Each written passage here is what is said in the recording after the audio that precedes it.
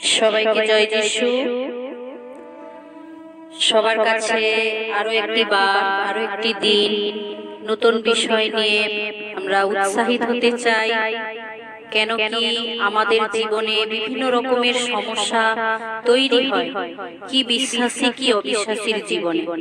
যখন আমরা বড় বড় পরিস্থিতির শিকার হই, তখন কি আমাদের কিছু করার থাকে না, আমরা খেই হারিয়ে ফেলি। কি করলে কি হয়, কোথায় গেলে সেই সুরাহা মিলে, আমরা কি উৎসাহিত হতে না পেরে আমরা নিরুৎসাহ হয়ে পড়ি। তাই এই বিষয়ে প্রভু আমাদেরকে তার বাইবেল দ্বারা শেখাতে চায়। যখন আমাদের কিছু করার থাকে না, তখন আমাদের কি করা উচিত। তো আমরা যারা বিশ্বাসী তাদেরকে আমি এই উদ্দেশ্যে বলতে চাই, উৎসাহ করতে চাই। যখন আমাদের কিছু করার থাকে না, তখন আমরা নীরব হয়ে যাব এবং নীরবে প্রভুর জন্য অপেক্ষা করব। নীরবে প্রভুর উপর সমস্ত চিন্তা ভাবনার ভার আমরা ছেড়ে দিয়ে আমরা সমানে প্রার্থনা করে যাব। কাউকে কিছু না বলে আমরা আমাদের মনের কথা ভেঙে ভেঙে প্রভুকেই বলতে থাকবো। যদি আমরা গীত সংহিতা ৬২-৮ পদ দেখি, ওখানে লেখাই আছে, তোমরা সতত সদা প্রভুতে নির্ভর করো, তাহারই সামনে তোমাদের মনের কথা ভাঙিয়া ভাঙিয়া বলো। আমরা কোনো কিছু পরিস্থিতি যখন শিকার হই, হয়তো সেই স্থান থেকে আমরা বেরিয়ে আসতে পারি না। বেরিয়ে আসার হয়তো আমরা চেষ্টা করি, নানা উপায় খুঁজি বেরিয়ে আসার জন্য, কিন্তু তাও আমরা বেরিয়ে আসতে পারি না। তাই আমি তাদের উদ্দেশ্যে বলতে চাই, আমরা নিজেরা না বুদ্ধি লাগিয়ে, নিজেরা না চিন্তা ভাবনা করে আমরা প্রভুর উপরে আমাদের সমস্ত ভাবনার ভার ছাড়তে পারি। ১ পিতর ৫-৭ পদ দ্বারা যদি আমরা প্রভুকে প্রার্থনা করি, প্রভু ওখানে বাক্য দ্বারা আমাদেরকে উৎসাহিত করে গেছে, তোমাদের সমস্ত চিন্তা ভাবনার ভার আমার উপরে ফেলে দাও, আমি তোমাদের জন্য অতিরিক্ত চিন্তা করি। তাই আমরা প্রথমত আমরা কারোর বিরুদ্ধে কোনো অভিযোগ না করে, কোনো চিৎকার চেঁচামেচি না করে আমরা কি নীরব থাকবো এবং প্রভুর উপর সমস্ত ভাবনার ভার ছেড়ে দেব। নীরবে প্রার্থনা করব গীত সংহিতা ৬২-৮ পদ দ্বারা। এবং যদি আমরা ১ থেসলোনিকীয় ৫-১৬-১৭ পদ দেখি, ওখানেও লেখা আছে সর্বদাই আমাদের প্রার্থনা করা উচিত, নিরুৎসাহ হওয়া উচিত নয়। তাই আমরা প্রত্যেকটা মুহূর্তে ঈশ্বরকে প্রার্থনা করব। ফিলিপিও ৪-৬-৭ পদও যদি আমরা দেখি, কোনো বিষয়ে প্রভু বলছে ভাবিত হইও না, কেননা আমরা ভেবে কিছু করতে পারব না। আমরা যদি আকাশের পক্ষীর দিকে তাকাই, তারা কি গুনেও না, কাটেও না, গোলা গোলা সঞ্চয় করে না, কিন্তু তাও তারা কি সুন্দর প্রভুর আশীর্বাদে বেঁচেই আছে।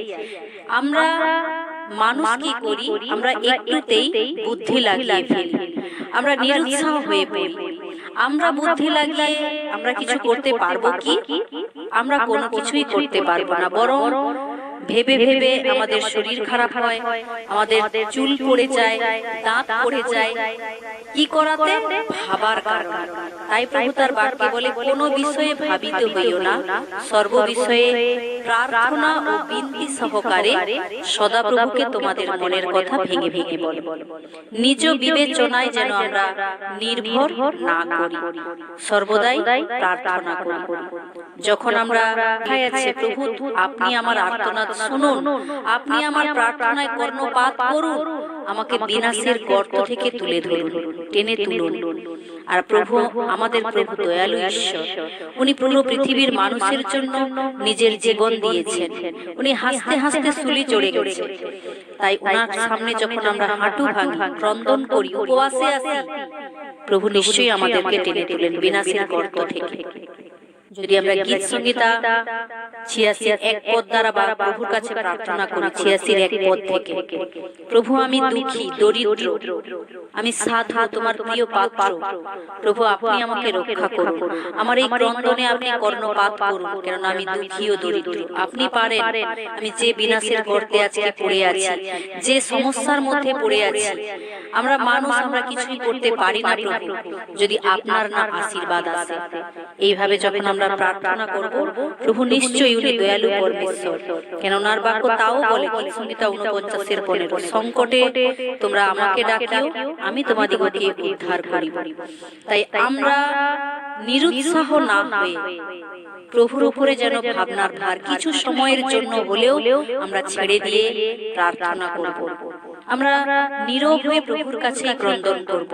আমরা উপবাসে আসবো দিন প্রতিদিন, গোপনে প্রার্থনা করব। যদি আমরা মথি 6:1-16 দেখি, ওখানে ত্রিগুণ সূত্রের বিষয় লেখা আছে। ত্রিগুণ সূত্র এটাই, গোপনে সম্মান করব, গোপনে প্রার্থনা করব, গোপনে উপবাসে থাকব। যখন আমাদের কিছুই করার থাকবে না, তখন আমরা প্রভুর উপরে ভাবনার ভার ছাড়ব। প্রভুকে আমার জীবনে কাজ করার জন্য প্রভুকে সুযোগ দেব। যদি আমি সুযোগ না দিই, প্রভু কিভাবে আমার জীবনে কাজ করবে? তাই আমরা বিশ্বাসীরা আমাদের জীবনে যখন আমরা নিজে হাতে কিছু করতে পারছি না, আমার কিছু যখন করার নেই, তখন আর যেন আমরা প্রভুকে সুযোগ দিই আমার জীবনে কর্ম করার জন্য। কেন প্রভু তার বাক্যে বলে গেছে, যখনই তোমরা সংকটে ডাকিবে, আমি তোমাদিগকে উত্তর দিয়া তৃপ্ত করিব।